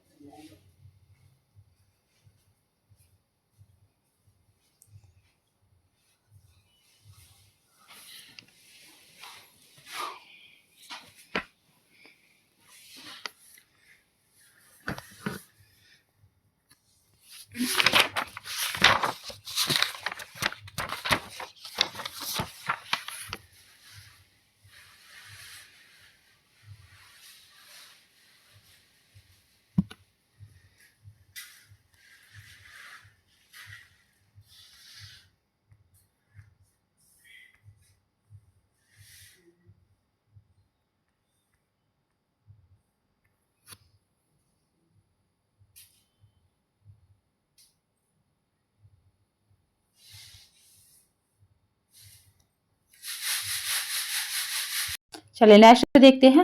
परचेज ऑर्डर प्रदायक को देने वाली रसीद सूची होती है। यह भोजन परोसने इकाइयों के प्रारूप वितरण का पत्र पर आधारित होती है। तो यहाँ पे जो राइट आंसर है वो क्या हो जाएगा, वितरण पर आधारित होती है। इस तरह का ये गलत है, बट यहाँ पे जो राइट आंसर है वो हो जाएगा सी। यहाँ पे पकाए हुए खाद्यान्न को परोसने से पहले होल्डिंग समय के तापमान पर अच्छी तरह ध्यान देना चाहिए ताकि वह खतरे वाले क्षेत्र यानी 10 सेंटीग्रेड से 62 सेंटीग्रेड में ना आए। दूसरा है पकाए हुए खाद्यान्न का तापमान परोसने से पहले यहाँ पे होल्डिंग समय जरूरत से अधिक नहीं होना चाहिए क्योंकि इसमें गुणवत्ता पर प्रभाव पड़ता है। तो चलिए यहाँ पे टेक्निकल इशू की वजह से थोड़ा सा भी चलिए दिक्कत हो गई थी। चलिए आगे देखते हैं यहाँ पे। फिर यहाँ पे जो राइट आंसर हो जाएगा वो क्या हो जाएगा, तो यहाँ पे याद रखिएगा ए और आर सही है, परंतु आर क्या है, एक पूर्णतः स्पष्टीकरण नहीं करती, मतलब उसको पूर्ण डिफाइन नहीं कर पा रही है।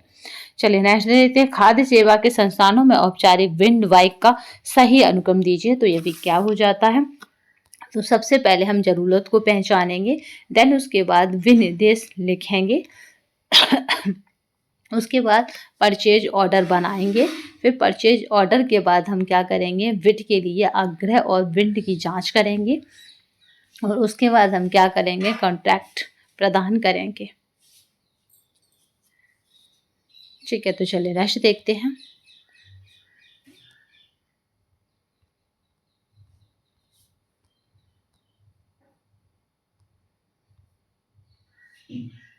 सर्विस, यहाँ पे सर्विसेज की सर्वाधिक परिष्कृत तथा अत्यधिक औपचारिक शैली है। तो यहाँ पे जो राइट आंसर है वो क्या हो जाएगा, यहाँ पे है बैंक्वेट सर्विस।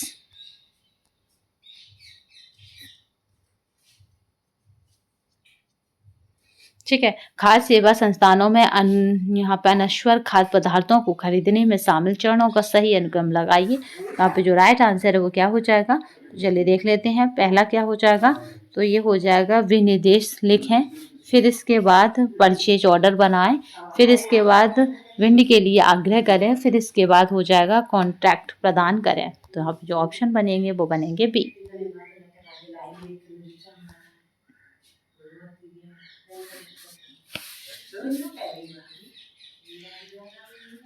बैंड मेरी क्या है, तो ये याद रखिएगा ये उपादान है। अगर बात की जाए FIF होगी तो ये क्या है, FIFO, तो ये क्या है, भंडारण है। और बीजक क्या है, तो बीजक क्या है, खरीदारी है। और यहाँ पे बात करें अब स्थापन की, तो ये क्या है, यानी ओरिएंटेशन, तो ये क्या है, व्यक्तिगत होता है। चलिए, मेनू भोजन सेवा की यूनिट में मुख्य स्थान रखता है। और मेनू की बात करें, ये एक अनिवार्य नियंत्रण की प्रक्रिया है जो निश्चित करती है कि कौन सी खाद्य सामग्री खरीदी जाए, कौन व्यक्ति बहाल किए जाए और कौन से उत्पादन यहाँ पे उत्पादन चाहिए। तो यहाँ पे जो राइट आंसर है वो क्या हो जाएगा, तो यहाँ पे राइट आंसर ए और आर दोनों सही है, लेकिन यह सही व्याख्या नहीं है। चलिए नेक्स्ट देखते हैं। कम दाम पर सामग्री उपलब्ध है तो वहाँ पे औद्योगिक कैंटीन में। ये पूरा यूजीसी का है, तो इसमें क्या है, कर्मचारी ग्राहक दोनों के स्वास्थ्य एवं कल्याण के लिए स्वच्छ सुरक्षित भोजन सेवाएं सुविधा एवं सफल संचालन भोजन की उपलब्धता का आधार है। यहीं पे दूसरा कह रहा है कि वो क्या कह रहा है कि भोज्य सेवा इकाइयों की भौतिक सुविधा एवं योजना बनाते समय पर्यावरणीय कारकों स्वच्छता एवं सुरक्षा का घनिष्ठ संबंध है जिनका ध्यान रखा जाना चाहिए। तो यहाँ पे जो राइट आंसर है वो क्या हो जाएगा, तो यहाँ पे ए और आर दोनों सही हैं।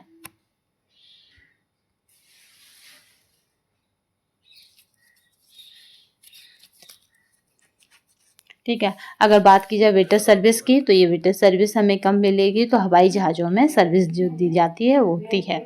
अगर बात की जाए सेल्फ सर्विस की, तो ये हमें कहाँ पे देखने को मिलेगी, तो ये वेकेट में मिलेगी।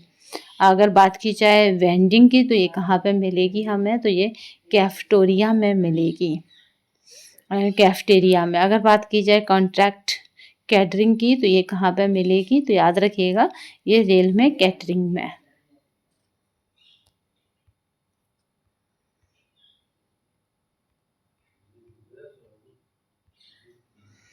चलिए नेक्स्ट देखते हैं।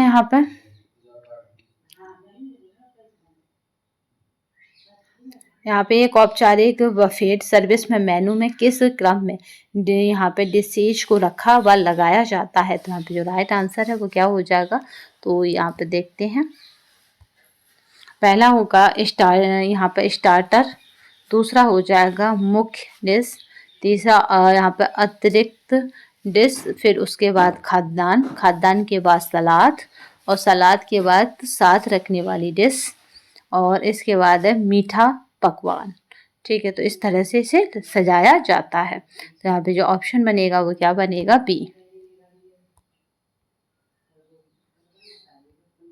किसी भी भोजनालय की सफलता या मेनू प्लानिंग पर अधिकतर निर्भर होती है। मेनू के अनेक कार्य होते हैं, यह भोजनालयों की अनेक क्रियाओं को प्रभावित करता है। तो यहाँ पे जो राइट आंसर है उसकी अगर बात की जाए तो ये क्या हो जाएगा, ये यहाँ पे देख लीजिए थे, एक और आर दोनों सही हैं।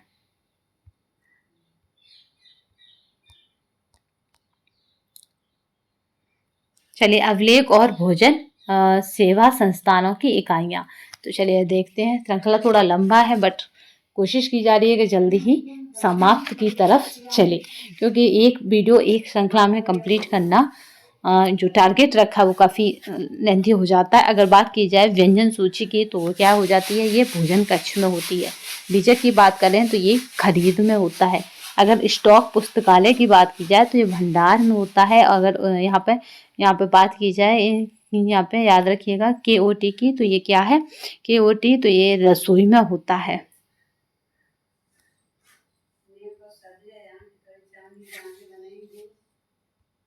सामग्री प्रबंधन, तो ये किस में काम आता है, तो ये उत्पादन अनुसूची है। उसके बाद है कार्मिक प्रबंधन, तो ये कार्य विनिर्देशन है।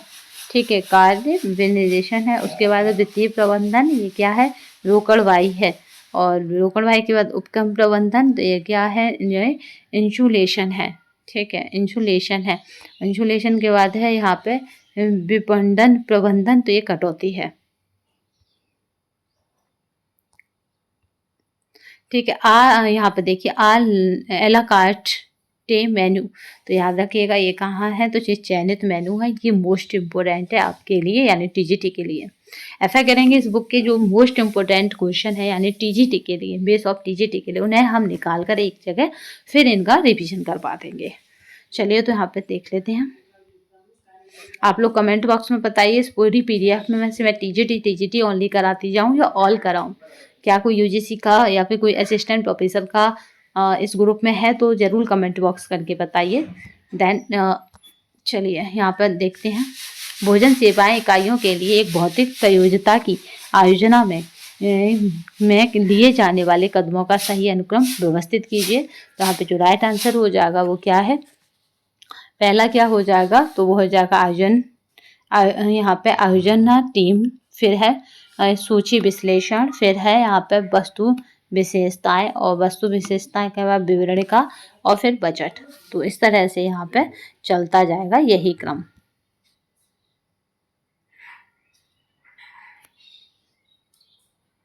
ठीक है, 6 के बाद यहाँ पे फिर चलिए नेक्स्ट देखते हैं। तो यहाँ पर और राइट आंसर क्या बनेगा? ए।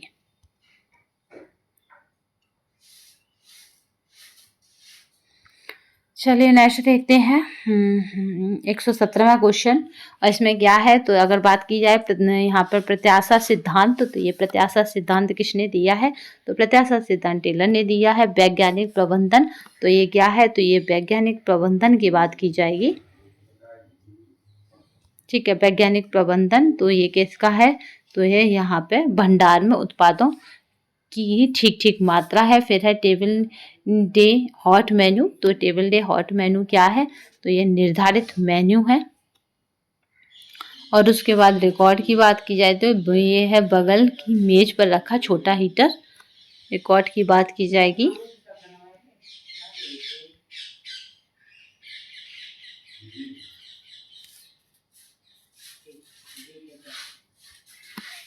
ये क्या हो जाएगा? ये हो जाएगा बगल की मेज पर रखा छोटा हीटर। फिर बात आती है सेल्फ मिक्स की, तो ये क्या होता है? सेल्फ मिक्स ग्राहकों द्वारा चयनित मेनू के मदों की बारंबारता। ठीक है, ये हो जाता है मेनू के मदों की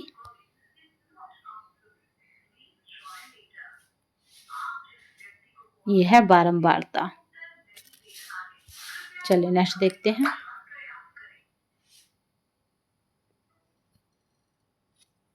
नेक्स्ट देखते हैं यहाँ पे नई इकाइयों की योजना तैयार करते समय निम्नलिखित चरणों को सही क्रम में लगाइए। तो यहाँ पे जो सही क्रम होंगे वो क्या हो जाएंगे?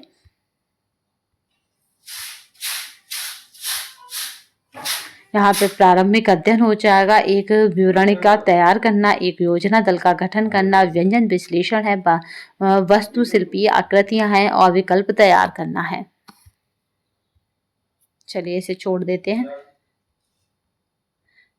आप चाहे तो स्क्रीनशॉट ले सकते हैं। चलिए नेक्स्ट देखते हैं, इसको कर लेते हैं क्योंकि एल्टी आने के इसके चांसेस बनते हैं। चलिए अस्पताल में किस तरह का मेन्यू रहता है? तो अस्पताल में काउंटर सर्विस रहती है, आपने देखा है। जलपान गृह क्या है? तो ये भी याद रखिएगा, ये वोकेट है, वोकवेंट। और इसके बाद होटल की बात की जाएगी तो होटल क्या है? तो टेबल सर्विस है। और यहाँ पे हॉस्टल की बात की जाएगी तो हॉस्टल में केंद्रीयकृत होता है। और रेलवे में कैसा होता है? तो अभी हमने देखा था पेट्री सर्विस, या फिर ट्रे वाला भी मिलता है। चलिए नेक्स्ट देखते हैं। अब जो श्रृंखलाएं आएंगी वो 3 ही लेंथी श्रृंखलाएं रहेंगी, तो हम कोशिश करेंगे उन्हें जल्दी करने की। भोजन प्रबंधन यानी कैटरिंग कार्यक्रमों को सही क्रम में व्यवस्थित कीजिए। तो यहाँ पे सही क्रम क्या है कैटरिंग का इसका? तो याद रखेंगे, सबसे पहले क्या आ जाएगा? प्रबंधन, फिर रसोईया आ जाएगा, फिर निरीक्षक आ जाएगा, फिर यहाँ पे उपयोगकर्ता, फिर कार्यकर्ता। चलिए तो ऑप्शन बनेगा बी।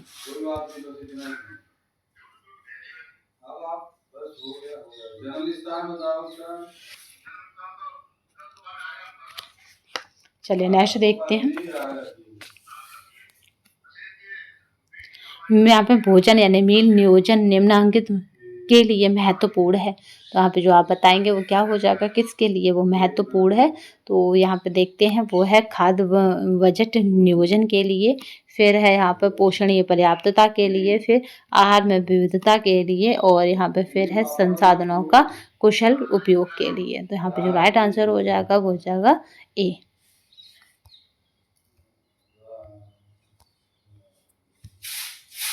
सर्वाधिक परिष्कृत शैली तथा अत्यधिक औपचारिक सर्विस।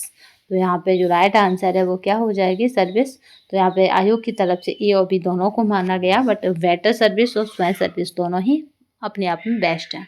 चलिए, एक भोजन सेवा कर्मचारियों का चयन करने की प्रक्रिया को सही अनुक्रम में लगाइए। तो यहाँ पे सही अनुक्रम क्या हो जाएगा? तो सबसे पहले कहीं पे भी आप देखें, पहले आवश्यकता का निर्धारण करना होता है, फिर आंतरिक स्रोत होते हैं, देन इसके बाद यहाँ पे इश्तिहार होता है, इश्तिहार के बाद यहाँ पे साक्षात्कार होता है, और साक्षात्कार के बाद यहाँ पे वेतन स्थापित करना होता है, और वेतन स्थापित करने के बाद नियुक्ति पत्र होते हैं, और नियुक्ति पत्र के बाद पूर्व विमुखीकरण होता है। पूर्वविमुखीकरण होता है। तो यहाँ पे इस तरह से आ जाएगा। तो ऑप्शन क्या बनेगा? तो यहाँ पे ऑप्शन बनेगा डी।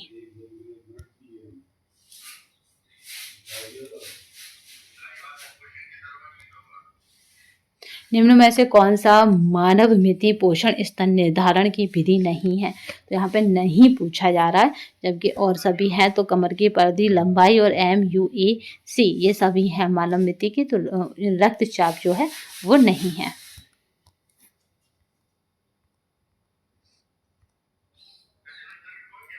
चलिए नेक्स्ट देखते हैं। आधारीय सर्वेक्षण की एक विधि, तो ये क्या हो जाएगी? तो 24 घंटे अनुस्मरण है। निम्न पोषणिक यानी न्यूट्रिशनल मूल्यांकन की प्रणाली जीव रसायन यानी बायोकेमिकल प्रणाली का प्रयोग नहीं है। तो यहाँ पे जो राइट आंसर है वो क्या हो जाएगी? तो वो हो जाएगी हमारी रक्तचाप यानी मूत्र में आयोडीन की मात्रा, हीमोग्लोबिन आंकना और सीरम रेटिनॉल ये है। भोजन आवृत्ति प्रश्नावली FFQ भोजन और दीर्घकालिक रोगों से इसके संबंध में मूल्यांकन अध्ययन में सर्वाधिक सामान्यतः प्रयुक्त विधि है। तो यहाँ पे जो राइट आंसर है वो हो जाएगी प्रायोगिक।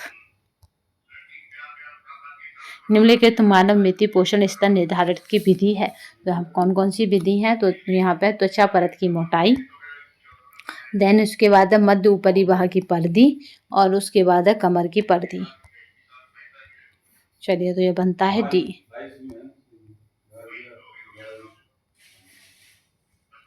पाँच वर्ष के बच्चों में यहाँ पे SAM का नैदानिक आधार निम्नलिखित है। तो यहाँ पे याद रखेंगे क्या हो जाएगा यहाँ पर राइट आंसर? तो वो हो जाएगा ऊंचाई के लिए वजन -2 SD।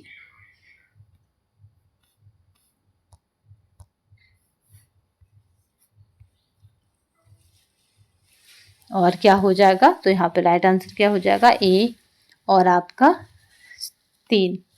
चलिए नेक्स्ट देखते हैं।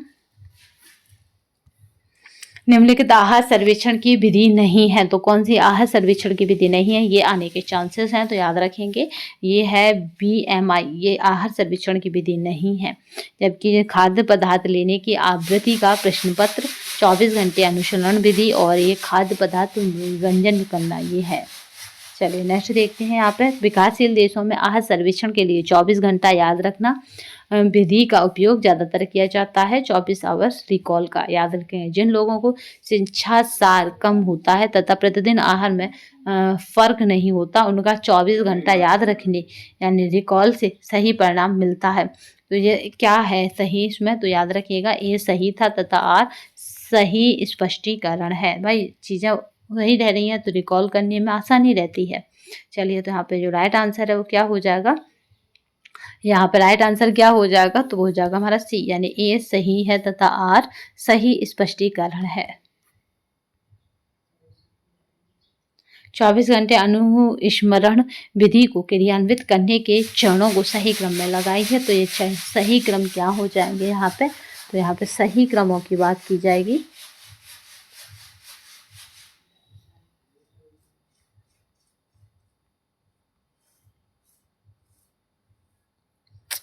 चलिए सही क्रम क्या होंगे? पहले 24 घंटे ग्रहण किए गए सभी भोजन पेय को पदार्थों की सूची बनाना, पके हुए भोजन को कच्चे खाद्य पदार्थों की मात्रा में परिवर्तित करना, कच्चे खाद्य पदार्थों में ऊर्जा और पौष्टिकता तत्वों की मात्रा का अनुमान लगाना, इस तरह से होंगे। चलिए फिर आ गया 24 घंटे के ऊपर, तो ये हम स्किप करते हैं। नेक्स्ट देखते हैं। निम्नलिखित आहारीय सर्वेक्षण करने की विधियां हैं। तो कौन सी सर्वेक्षण करने की विधियां हैं निम्नलिखित आहारीय? तो वो हमारी हो जाती हैं यहाँ पर। याद रखेंगे कि कौन कौन सी हैं। तो वो पहली क्या हो जाएगी? याद रखेंगे वो होती है पहली 24 घंटा अनुस्मरण, फिर है यहाँ पे FFQ, फिर आ जाता आहार का इतिहास। तो इस तरह से यहाँ पे दूसरा, तीसरा और चौथा। तो यहाँ पे ऑप्शन बनेगा ए। आहार आकलन के लिए निम्न में से कौन सी पूर्व प्रभावी विधियां हैं? तो ये पूर्व प्रभावी विधियां कौन कौन सी हैं? तो यहाँ पे याद रखिएगा 24 घंटे अनुसरण, यहाँ पे अनुसरण विधि, भोजन आवृत्ति प्रश्नावली और यहाँ पे है भोजन बैलेंस शीट। तो इस तरह से है। तो यहाँ पे अगर ऑप्शन की बात की जाए तो ये हो जाएगा यहाँ पे ACE, तो बी हो जाएगा। निम्नलिखित आहार सर्वेक्षण की विधि नहीं है, नहीं है पूछा जा रहा है। सर्वेक्षण की विधि तो याद रखेंगे BMI नहीं है। आहारीय सर्वेक्षण की पूर्व प्रभावी विधियां निम्नलिखित हैं, तो यहाँ पे जो राइट आंसर है वो क्या हो जाएगा, पूर्व प्रभावी विधियां। तो यहाँ पे जो राइट आंसर है वो क्या हो जाएगा, उसे देख लेते हैं। तो यहाँ पे 24 घंटे आहारी अनुस्मरण करना, फिर देन इसके बाद क्या है, तो यह है भोजन बैलेंस शीट, फिर इसके बाद क्या है, तो फिर हमारा आ जाता है यहाँ पे आहारी हिस्ट्री। चलिए नेक्स्ट देखते हैं।